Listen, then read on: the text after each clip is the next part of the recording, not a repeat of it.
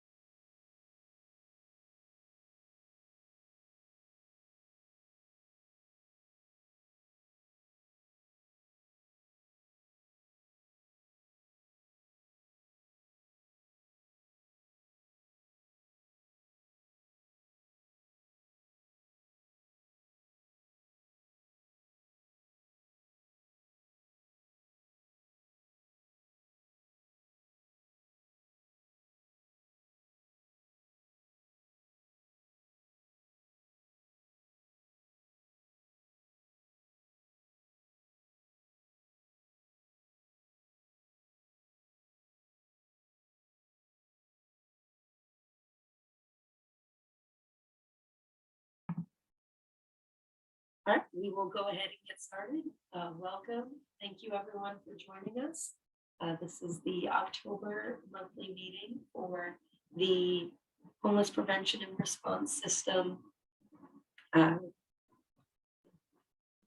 Advisory Council public session of the monthly meeting.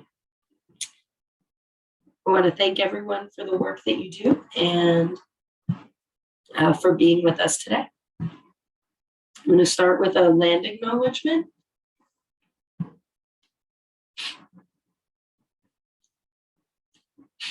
A land acknowledgement is a formal statement recognizing the Indigenous people of a place. It's a public gesture of appreciation for the past and present Indigenous stewardships of the land that we now occupy.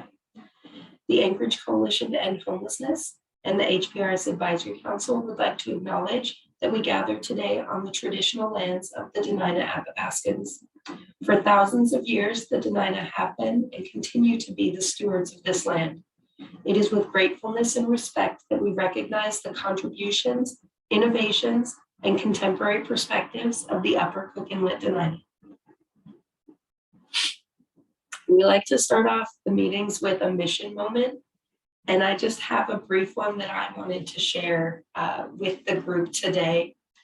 Over the past few months, as people had been camping out at Centennial Campground, the outreach teams have been out there with outreach pop-ups, and staff members from various service providers, including a great team from the Salvation Army, had spent time out there working with people, working on coordinated entry assessments, doing housing navigation, and helping to meet the needs of the people who were camping out there that were unsheltered. And I had the wonderful opportunity to work with a couple who had been unsheltered for just over 3 years. And they were pregnant, and over the course of time had been able to talk with them, and was so excited to move them into Safe Harbor a few weeks ago. And they are now occupants and working with the case management team over at Safe Harbor and housed for the winter. So that really brings home to me why we do what we do, and every interaction that we have with every person that we talk to has that opportunity to make that difference, and we do make that difference. All right, on the agenda, first we have the Advisory Council Chair report with the general updates. We don't have any past meeting action items for follow-up, and I will share some committee check-ins and updates. The data committee, well, all of our committees meet at least once per month. Some of them meet twice per month. The data committee met this month and had two topics that they focused on, working with the Landlord Housing Partnership Program and how that could be integrated into and work with AKHMIS. And then the second thing was around data sharing.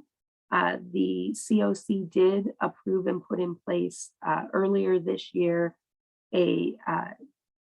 the data sharing policies and procedures. So there's nothing that we need to approve, but they want to work on how they can educate the HMIS users and the COC members on what that means and how that can benefit the work that we all do. The Community Prioritization Committee is meeting and working diligently on plans for updating the gap analysis and all of the documentation that goes around that. The Compliance Committee just wrapped up a intense last few months working on the NOFO and the special NOFO, and they are looking forward to turning and now looking at ways that we could improve that process and strengthen the project and collaborative applications that we submit as a COC. And last but not least, the Coordinated Entry Committee has been meeting. They are working on reviewing some documents from HUD on coordinated entry and how that fits into any updates and revamping of coordinated entry that that committee has been focused on. If anyone from any of the committees, if I missed anything or if you wanted to jump in, let me know. If you are interested in serving on any of these committees or want to know more about the work that they do, you can put it in the chat. You can message any of us and we can connect you with the chair of that committee and find out their regular meeting times and get on that committee. All right, next we have the ACH update. Meg is traveling right now, but I believe Taria is prepared to give the ACH report.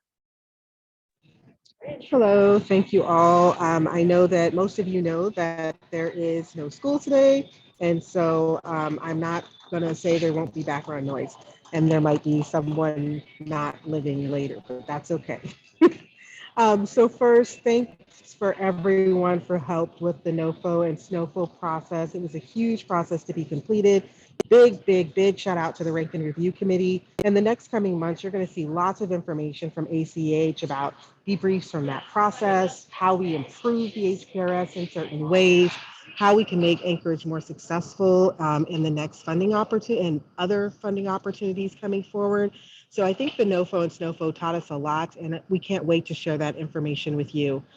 The HPRS will hear a lot about coordinated entry for the next several months, and we just want to kind of give you a preview as we work to bring on new housing opportunities, whether through hotel conversions or landlord housing partnership or other opportunities, that we're going to be really looking at CE, as we know it is a great list for prioritization and making sure that we have equity in our system. It is our goal that everyone in shelter and who's experiencing unsheltered homelessness on the CE list, and also update any old assessments by the end of November and thereafter within 72 hours of being identified. I think that we'll see that this will transform the way we look at housing in our HPRS and the way we look at how people can be housed from being unsheltered. And so the reasons are twofold. We want housing opportunities to be provided equitably based on their vulnerability and eligibility for programs. And then two, when we have complete and accurate CNE list, a by name list, kind of like we started with Built for Zero, we can better plan new housing opportunities and meet those needs. Then, of course, I know you're all waiting to hear about Emergency Shelter Task Force. We're going to reconvene on November 14th and consider what direction we as a collective would like to take, if any, moving forward. The task force was meeting at the Assembly's request, and I won't dive all the way in there because I know it's on the agenda. But if the task force moves forward, we want to incorporate that work into the Anchored Home update, as we know that we're moving into Anchored Home and we should be excited. Speaking of that, it is our hope to publish a timeline for that update in advance of our next AC meeting and walk it through during ACH's update in November. Can't believe I'm going to say November. So thank you for that time and sorry for all the noise.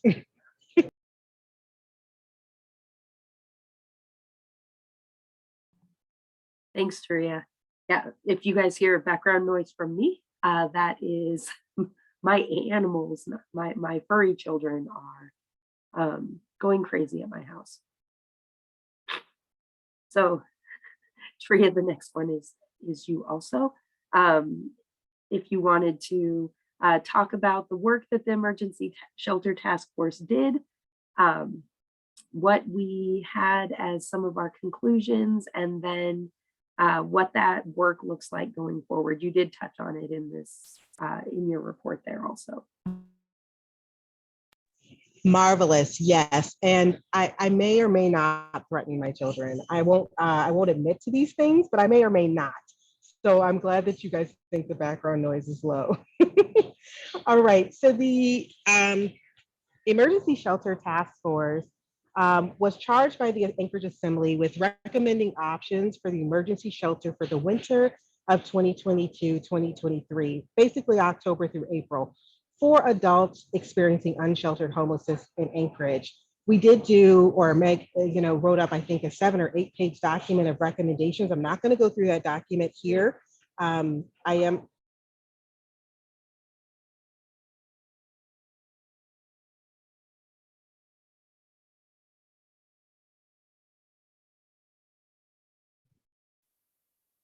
Tria, it sounds like you muted yourself. I don't even know how that happened. Okay, I'm talking away. So I'm gonna guess I ended about recommendations, 7 or 8 pages or not? Yes, that's where we lost you. Thank you. I think the buttons are tricky and I'm trying to make faces at children. Okay. So, and also mute myself because I'm used to doing that. But anyhow, the task force was made up of a truly amazing group of people, over 30 representing many agencies and organizations. There was lots of individual research and subcommittees. And I'm gonna go somewhere where these kids are not in a second. And who work for amazing organizations like our facilitator, Belinda Bro, and then Agnew Beck, who did a wonderful job of creating weekly summaries of the group's work. If you want to see any videos or any of the documents, please go on ACH's website. Everything is there and it's under task force. We had 5 subcommittees. They had a facility site review. They reviewed numerous sites, including many commonly suggested ones, operations, planning, and budget that prepared extensive budget scenarios and started assumptions, communication and community engagement that went to 6 community councils, held a press event, and also interview assumptions. And then I mentioned lived experience under communications, but that was that too.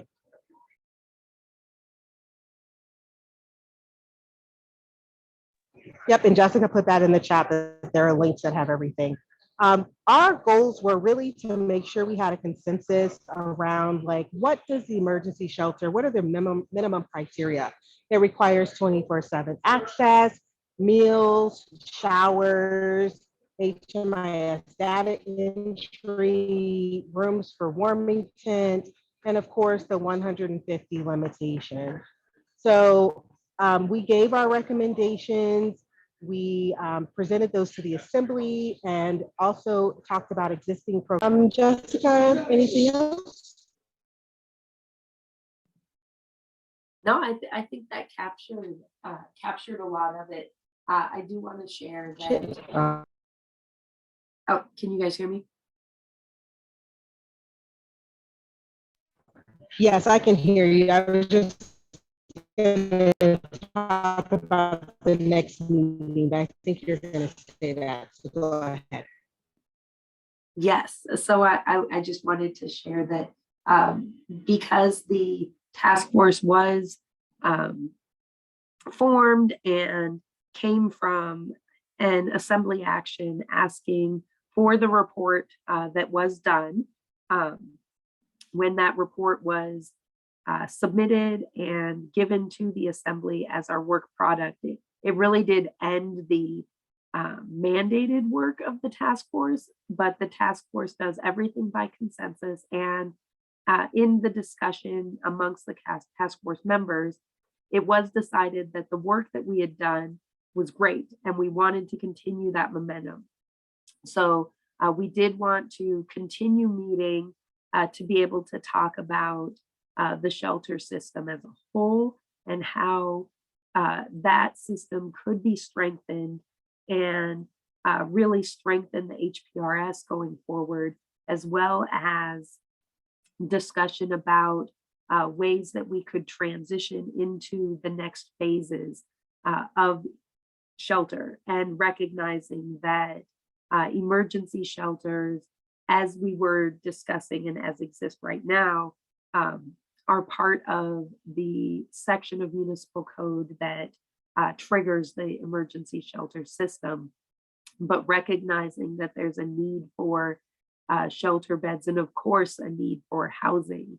So how could we strengthen those systems and that coordination going forward and continue the momentum that we got from this amazing group of people that came together, and continue to identify buildings, continue to strengthen operations plans, and continue to build on those best practices around communications and system setup, data collection, data analysis, to make the shelter system as a whole stronger. So I'm really excited that the work is continuing. The next meeting, I do not have my calendar in front of me. I believe it's November 7th. That is where someone can jump in if they know off the top of their head. November 14th. November 14th. So the task force will be resuming those meetings and work on November 14th. So if it's something that you haven't been participating in and you want to, or you want to know more about the work that we did do, I did put that link in the chat. Pretty much everything that the task force did is on that website. All of the documents that were produced out of the task force, recordings of all of our meetings, all of the discussion that happened, it's all there. And the link for the new meetings and agendas will all be uploaded there as well. So I would invite anyone, if you have any questions for Taria or myself, if anyone else is on that was part of those task force meetings or discussions, wants to share any additional information. But I wanted to put that invite out there that if anyone wants to know more or participate in this work, please come. It's a wonderful group of people, and I would love to see more faces.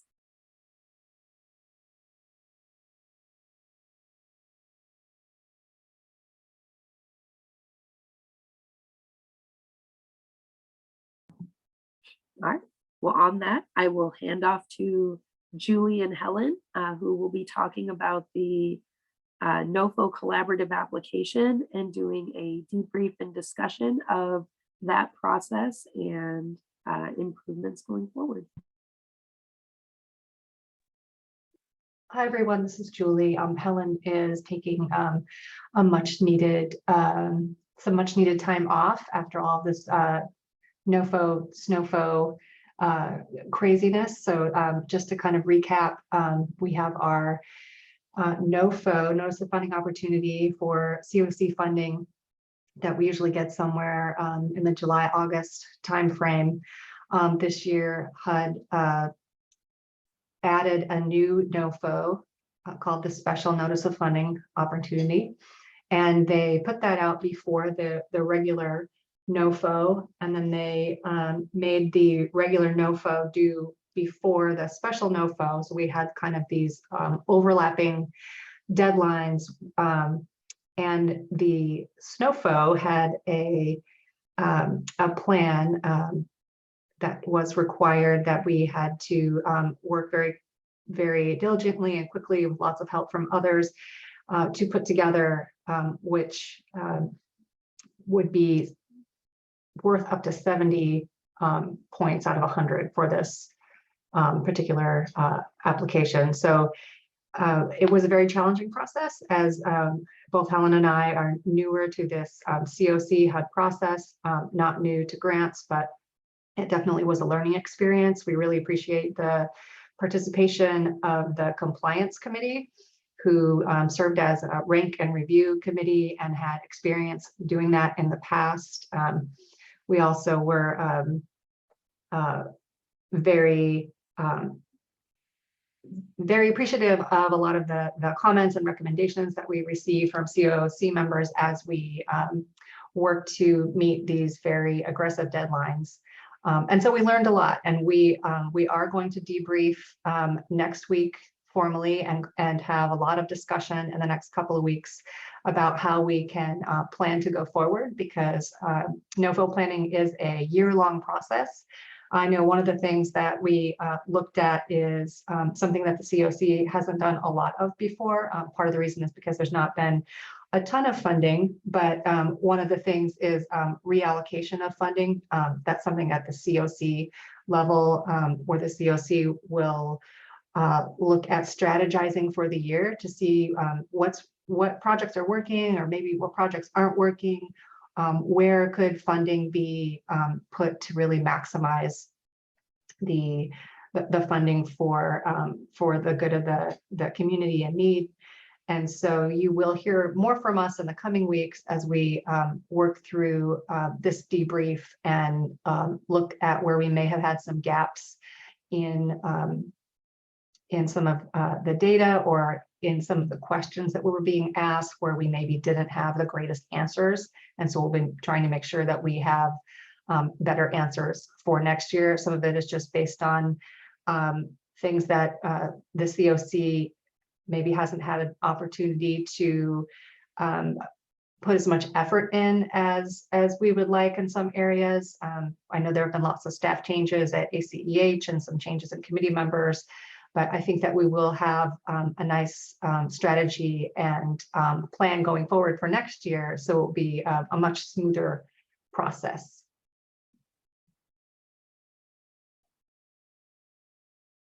And any questions on that, I'm happy to answer. Thanks, Julie. Could you talk a little bit about, and maybe this conversation hasn't happened yet, but were there any trends that you guys noticed when doing the review or the rank and review process, or putting together the collaborative applications, where you feel like we could do a better job as a COC of sharing how we do certain things, or gaps in our services where the project applications that came in, none of them addressed a certain area? Just thinking about ways that we can strengthen the applications going forward, and work that we could start doing now so that we have a year's worth of good data by the time we get to this point next year.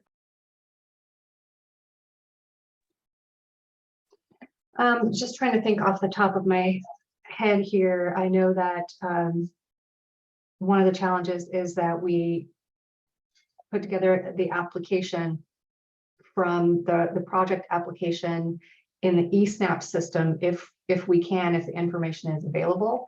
Sometimes the wording of the questions are different. So sometimes we're asking a question and then the eSNAPS project application maybe has a little bit different question in it at the end. So that's one of the challenges is that we had this year, where it was just that the timing of when HUD put all of this out.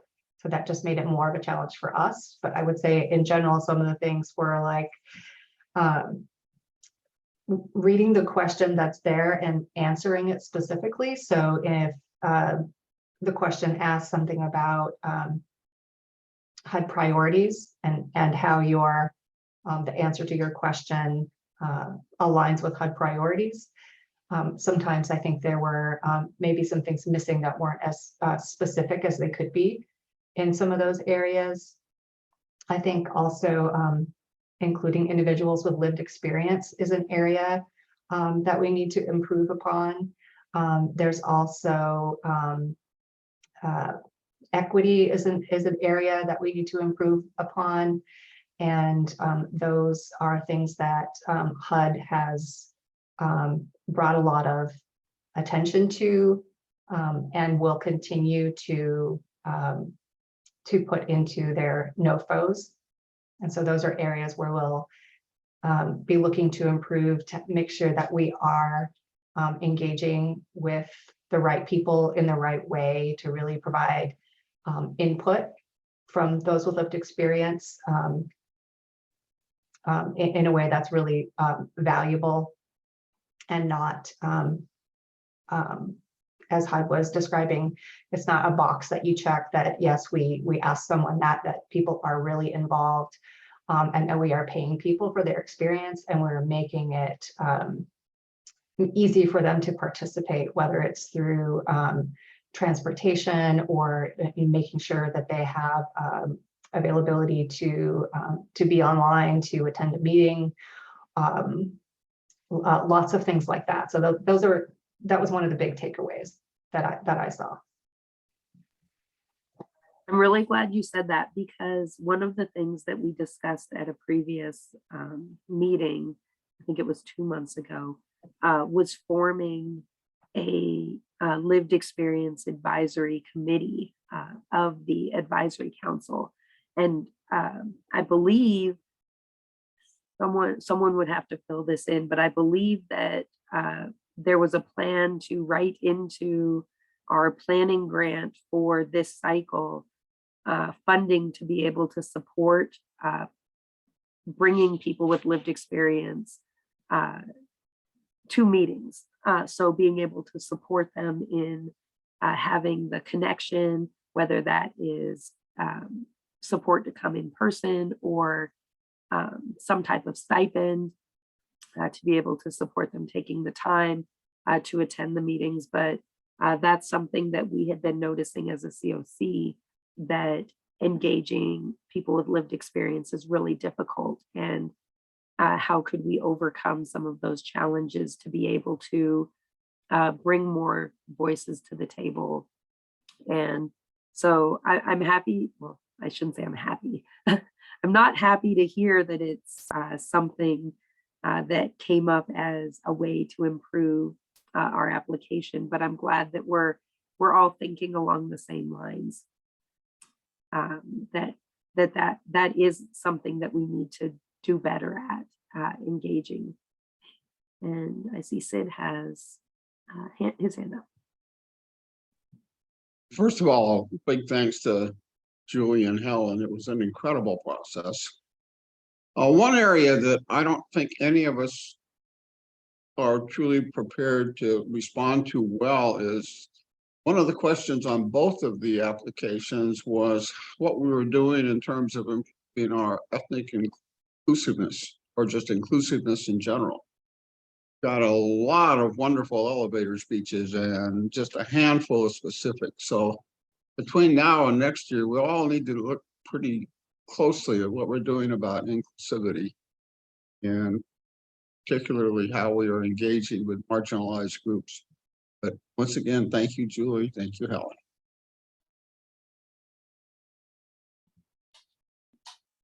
Thank you, Sid, for those insights. I think what this is telling me is that we have two really clear standout places that we could engage in some COC-wide training activities, and bringing in some experts to talk with us as a COC about ways that we can improve our work around those two areas. So I'm definitely taking notes here. I'm sure Emily and Mitch are also. That will be at the top of my list to have a discussion with HUD about how we can bring some technical expertise in to help us improve that. And I do see Julia's statement in the chat. Yes, I think that this really cemented for me that we need to move forward forming that committee. So I look forward to having more discussion around that and bringing in some support, because I do recognize that it can be a little intimidating to step into a committee if that's not something that you've done a lot of work around. So being able to support people is going to be really important.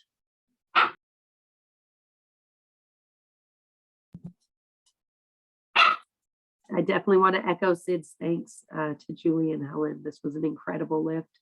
I don't want to exclude Sid and the rank and review groups from that. You guys did a tremendous amount of work doing rank and review on 2 NOFOs in a row. If anyone else has any questions for Julie or for Sid, for that matter, you can feel free to unmute and ask. You can type it in the chat and I can read it out loud.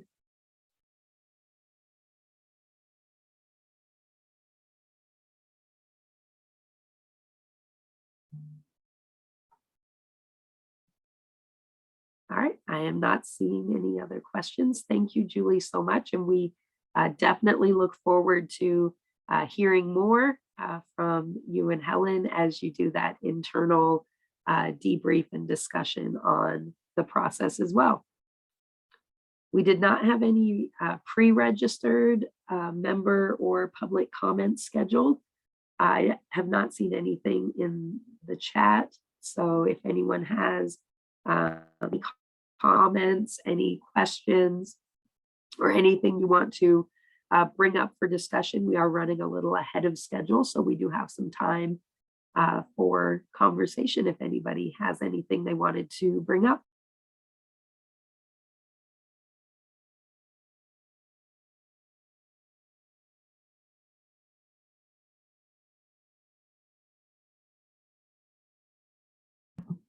All right, moving to good news and celebrations. Anyone, anything to share? Good news, celebrations, anything exciting happening at your agency or with your work that you want to shout out for everybody? This is Jenny with Food Bank of Alaska, and I would just like to share, for those who might not be familiar, each November we host Thanksgiving Blessing across Anchorage and the Mat-Su Valley. We have 11 sites in total, and 5 sites on Saturday, November 19th will be served in the Mat-Su, Palmer, Wasilla, up until Talkeetna. And on Monday, November 21st, at 6 sites across Anchorage, and in conjunction with many faith-based partners and organizations, we plan to serve 10,000 families with a turkey and groceries for a holiday meal. So I would encourage you to share that information if that's appropriate, or look for an opportunity to volunteer. I work over 6 months every year to fundraise. It costs us $250,000 to put this really 2-day event on. We also ship turkeys to our rural communities and work with our rural partners. So even though this is technically located in between Anchorage and Talkeetna, we do involve many of our rural partners.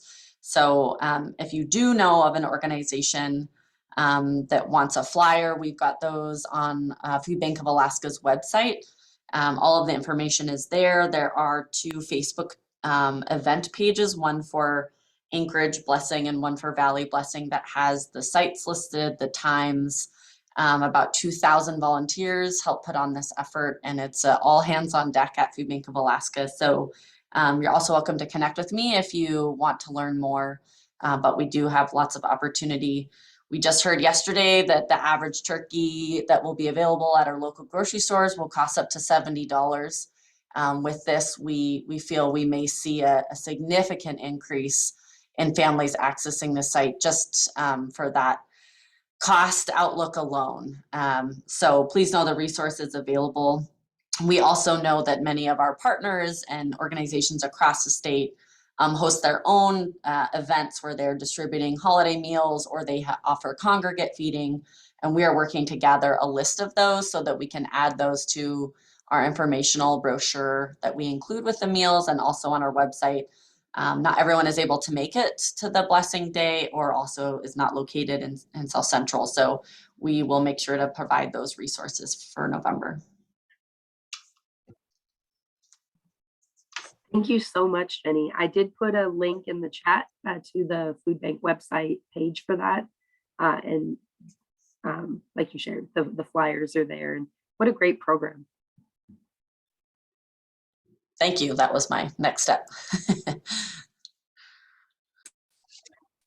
This is Ruth from 9 Star, and we have a celebration point or moment, I guess.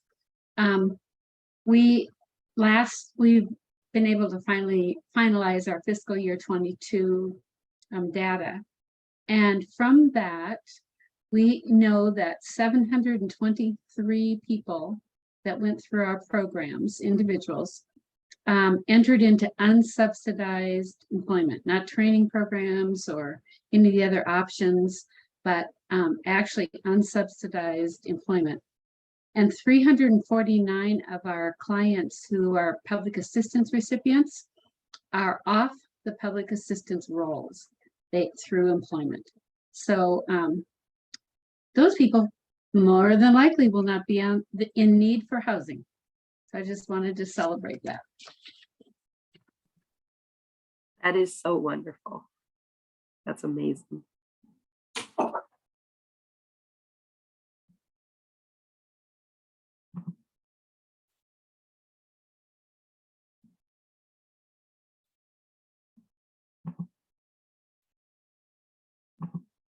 I have a community event that if you are part of the ACH distribution list, you would have gotten this email today. So if you are not and didn't get this and want to sign up, you can go to the ACH website and sign up. But next Monday at noon, there is going to be a conversation with 2 homelessness scholars from Greenland that are visiting here in Anchorage to talk about the innovations in delivery of street level services. So they're going to talk about the experiences in Greenland with urban homelessness in an Arctic environment, and then be able to network. It's hosted by our data committee chair, Sharon, through her work at the University of Alaska. So that is next Monday from noon to 1, and it's in person down at the ACH offices, which are on Tudor, where Tudor Bingo used to be in that strip mall. I always say the strip mall behind Taco King, next to Thai Kitchen, because that's how I navigate, is by restaurants. But if you are interested in joining, I'm sure they would love to have you on Monday as part of that conversation. And I see that Celia posted in the chat the actual address, and that there will be coffee also, which is always a wonderful thing to have at a meeting.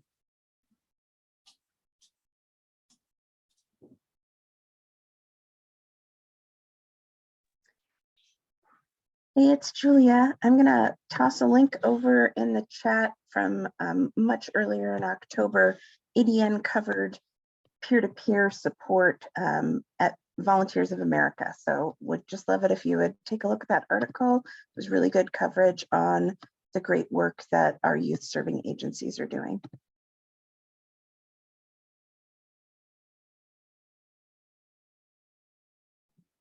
Thank you, Julia. I saw that article. It was great.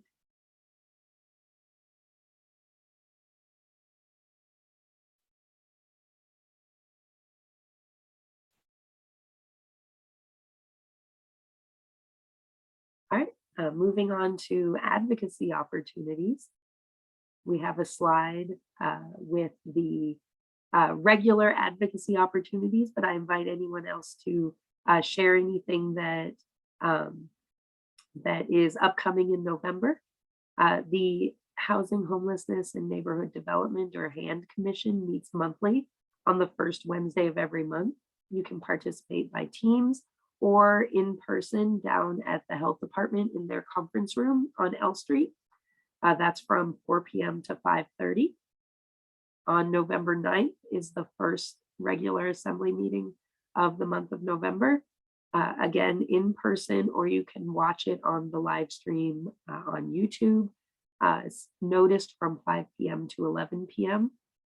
November 16th, the Assembly Committee on Housing and Homelessness meets. They traditionally meet on the third Wednesday of the month from 11 a.m. to noon.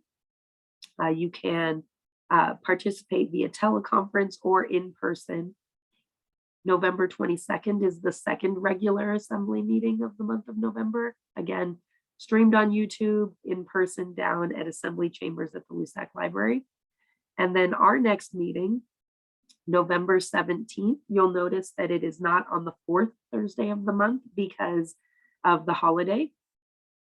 So it is on the third Thursday of the month. It's from 4 to 5 p.m. Via Zoom video conference. And if you have an idea for a presentation or would like to present, you can email info@hprsadvisorycouncil.org and let us know. Open it to anyone who has any other advocacy opportunities they'd like to share.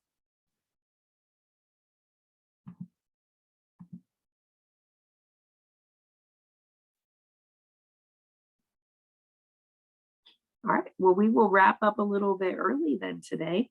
I do want to thank everyone for joining us, and thank you all for the work that you do and the work that you support by coming and participating. Thank you, Susie. I am at the tail end of this cold, and I promise I feel better than I sound. I really hope my voice comes back. But thanks everyone for joining. Thanks for hanging in there with me, and we will see everybody in November.